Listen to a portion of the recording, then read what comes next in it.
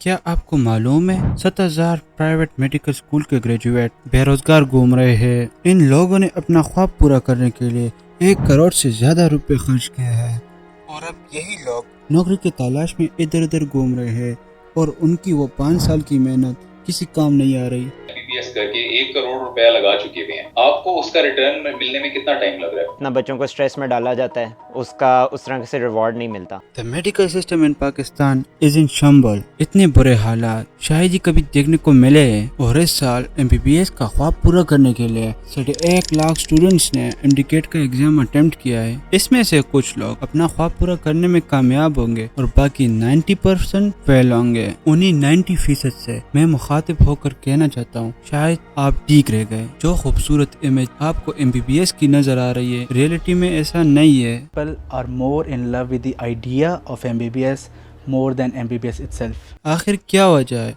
जो हर साल 1,000 डॉक्टर्स मुल्क छोड़कर बाहर जा रहे हैं? MBBS का पूरा सिस्टम एक क्राइसिस में है। तो अब हर स्टूडेंट अपने आप से ये सवाल करे, क्या MBBS is still worth it? उनका माइंडसेट पहले से बना होता है कि हमने तो जाना ही बाहर है। बाहर के प्लान्स नहीं बन पाते और या उसके घर वाले बहुत तंगी से पे करें तो आई विल से कि वो बंदा ना जाए।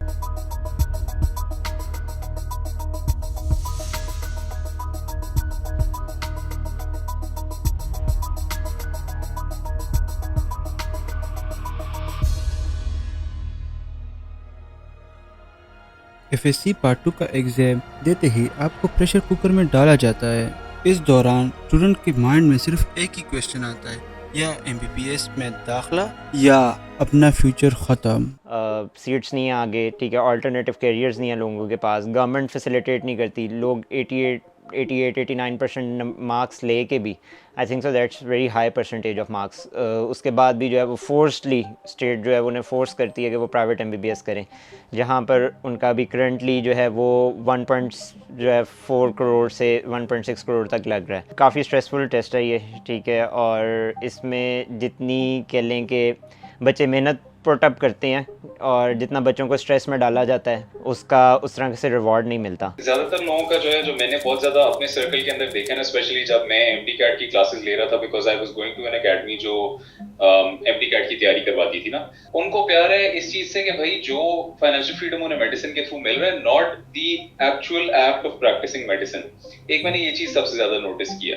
जो लोग MCAT के लिए तैयारी कर रहे होते हैं, जो भी ट्रेनिंग सेंटर्स इनके किप्स और ये सब जगहें बनी होती हैं, इधर जो लोग मोटिवेशन के लिए आते हैं उन्होंने एज MBBS को ऐसे पोर्ट्रे किया होता है कि या तो MBBS है या तो मौत है। ना उनको कोई एक्स्ट्रा बताया जाता है कि वो कहाँ कहाँ एक्स्ट्रा जा सकते हैं। अगर MBBS नहीं एडमिशन होता तो वो कौन कौन से करियर चूज़ कर सकते हैं। सिर्फ वो आके उनका एक ही बात होती है कि या तो MBBS है या जो आप कर रहे हो वो सारा ज़िंदगी का जो है ना वो ज़ाया हो रहा है। वो आके ये आपको बताते हैं कि सिर्फ MBBS ही है, हमने भी ऐसे ही किया, आप लोग अपनी ज़िंदगी ख़त्म कर दो, अपने आप को एक कमरे में बंद कर दो। अगर आपका MBBS नहीं होगा तो आपके माँ बाप डिसअपॉइंट हो जाएंगे, हर चीज़ आपकी ख़त्म हो जाएगी, आप अपने आप को ज़िंदगी से अलहदा कर लो। MBBS में 1 करोड़ की इन्वेस्टमेंट करने के बाद आपका ख्याल होगा कि एक ब्राइट फ्यूचर मेरा वेट कर रही है, लेकिन रियलिटी में ऐसा नहीं है। जितना काम इनसे करवाया जाता है, तनख्वाह इतनी कम दी जाती है। ज़्यादातर लोग जब MBBS के अंदर इन्वेस्ट करते हैं, जब इतना ज़्यादा पैसा भी इन्वेस्ट करके वो MBBS करते हैं, तो उनकी एक्सपेक्टेशन होती है कि हमारा जैसे ही MBBS ख़त्म होगा तो हम एक डॉक्टर होंगे, हम हाउस जॉब करके तो हमारी बड़ी अच्छी पेज होंगी और हम होपफुली अपनी ये सारी जो हमने इन्वेस्ट किया है बड़ी जल्दी से रिकवर कर लेंगे। लेकिन अक्सर उनको जब वो फील्ड में आते हैं तो उन्हें पता चलता है कि अभी तो हम एज अ मेडिकल ऑफिसर जो है एनीवेयर बिटवीन 60,000 से लेके 1 लाख तक हमारी सैलरी होगी। प्राइवेट मेडिकल कॉलेजेस में अगर आप 60 लाख से कह लें 1 करोड़ रुपीज़ पे कर रही हैं तो आई थिंक सो इतना ज़्यादा पैसा लगा के उधर की जो मिड स्कूल लाइफ है वो इतनी वर्थ इट नहीं है। कैंपस फैसिलिटीज़ बहुत लो हैं हमारे प्राइवेट मेडिकल कॉलेजेस की, ठीक है, और उसके साथ साथ क्लिनिकल एक्सपीरियंसेस भी जो हैं वो आपके पास प्राइवेट मेडिकल कॉलेज में कुछ खास नहीं है।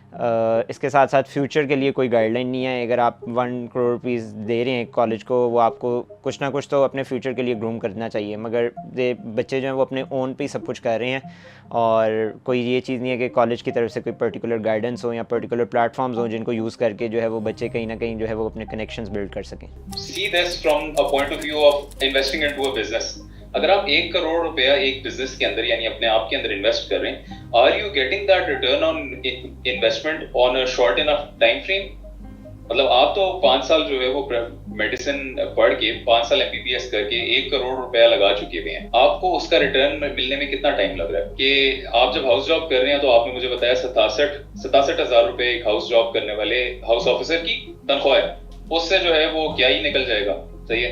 एंड उसके बाद जब आप एक मेडिकल ऑफिसर बनेंगे, उसके बाद आप कितना अर्न कर रहे हैं? आप जब एक स्पेशलिस्ट बन गए उसके बाद भी चले ठीक है एक डिसेंट अमाउंट अर्न करना शुरू कर देते हैं, but analyse the amount of time that takes, analyze the amount of people who are doing MBBS every single year, and analyze the amount of opportunities there are every single year.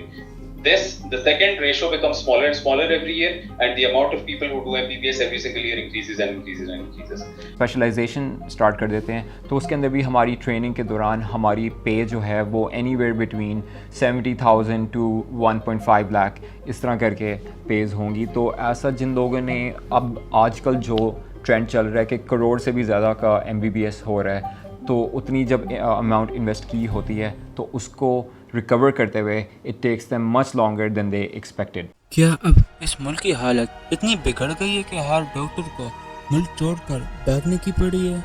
अगर इस मुल्क का निज़ाम बेहतर होता और doctor को financially respect दी जाती तो शायद ही कोई डॉक्टर इस मुल्क से बाहर चला जाता। जब आप MBBS के अंदर एडमिशन लेते हैं, सबसे पहले तो आप अपने सीनियर्स को देखते हैं, वो आपको आके कही जाते हैं कि पाकिस्तान में कोई स्कोप नहीं, आप बाहर के पेपरों की तैयारी करो, इधर बहुत मुश्किल है। उधर हाउस ऑफिसर्स कह रहे होते हैं कि आप जो है पाकिस्तान के अंदर जो है ना आगे इतना डेंस सिचुएशन है कि आप आगे नौकरी नहीं मिली, अगर आपकी सिफारिश नहीं है या आप फाइनेंशियली स्ट्रॉन्ग नहीं हैं तो आपको जो है वो मिला नहीं। तो शुरू से ही प्रोफेसर्स आपके आगे कह रहे होते हैं कि बाहर के पेपरों की तैयारी की जाए।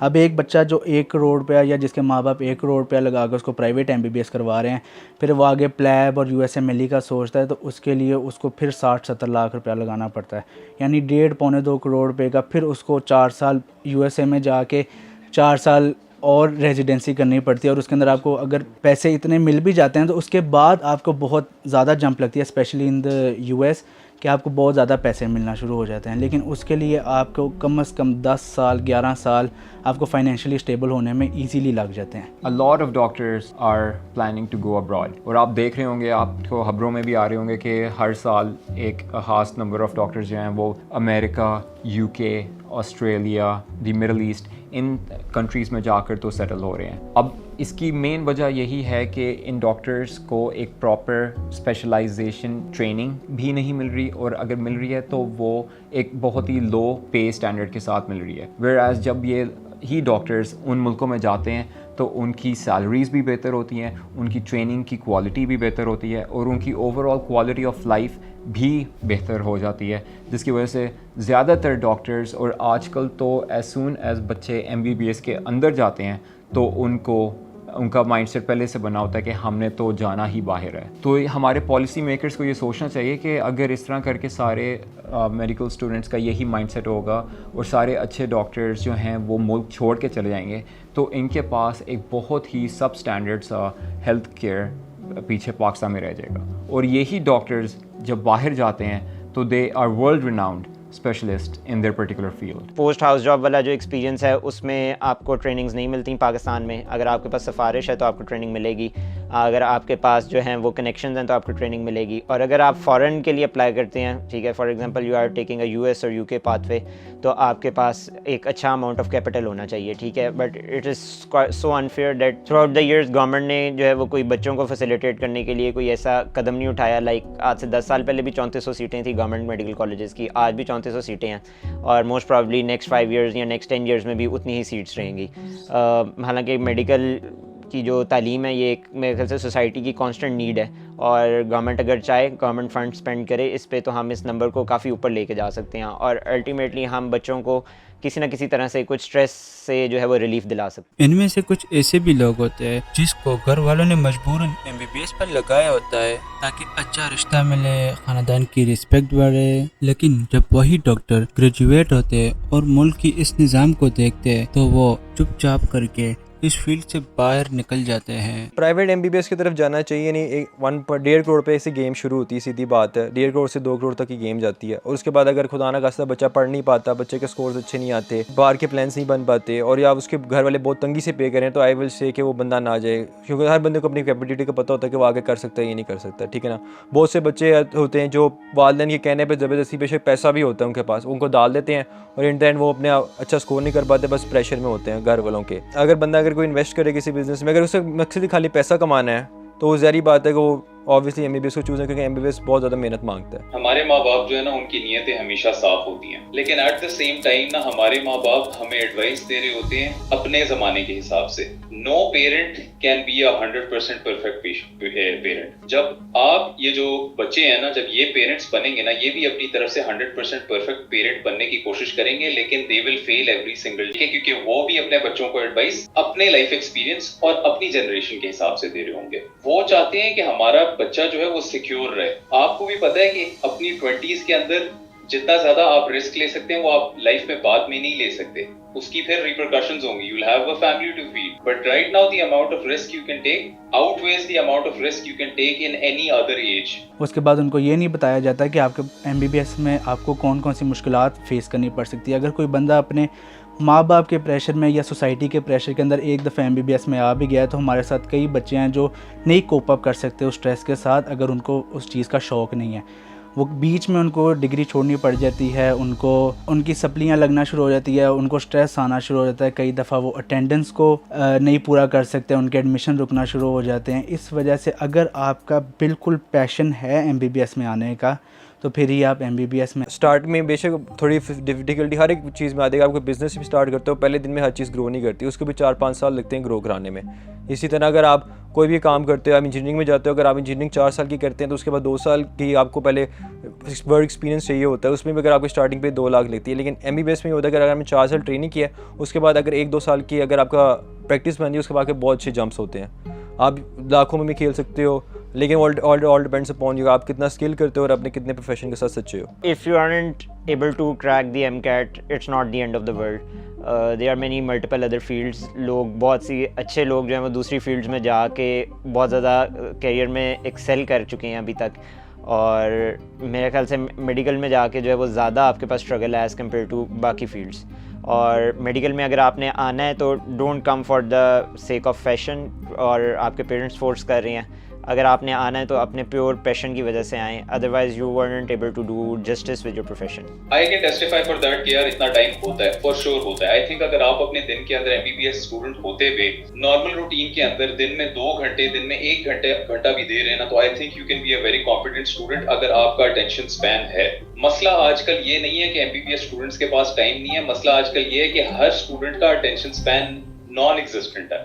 Everyone is used to just scrolling on their phone, and उसकी वजह से उनकी अटेंशन जो है वो कम्प्लीटली अटेंशन और उनके डोपामिन रिसेप्टर्स, उनका cortisol levels are through the roof, their dopamine receptors are fried. External circumstances के ऊपर ब्लेम करना बड़ा आसान होता है। नहीं भी कर पाते एमकैट, तो इसके बाद आपकी ज़िंदगी ख़त्म नहीं हो जाती। बहुत लोग हैं जो स्किल्स हासिल करते हैं, आप अपने कंप्यूटर स्किल्स इन्हांस कर सकते हैं, आप अपनी स्किल्ड जॉब्स कर सकते हैं। उसके थ्रू लोग, हम कई डॉक्टर से बहुत ज़्यादा पैसे कमा रहे हैं और at a very low age. कई लोग अभी हम अपनी पढ़ाई मुकम्मल कर रहे होते हैं तो लोग अपना बिज़नेस सेटअप कर लेते हैं, कई लोग अपना सॉफ्टवेयर हाउसेस बना लेते हैं। इस तरह कई लोग अपने स्किल्स को इन्हांस करके तो वो हमसे कई आगे चले जाते हैं। Why aren't you doing something that all the other people aren't doing? And it is more high leverage. Going into the realm of online business, going into the realm of personal branding, going into the realm of e-commerce.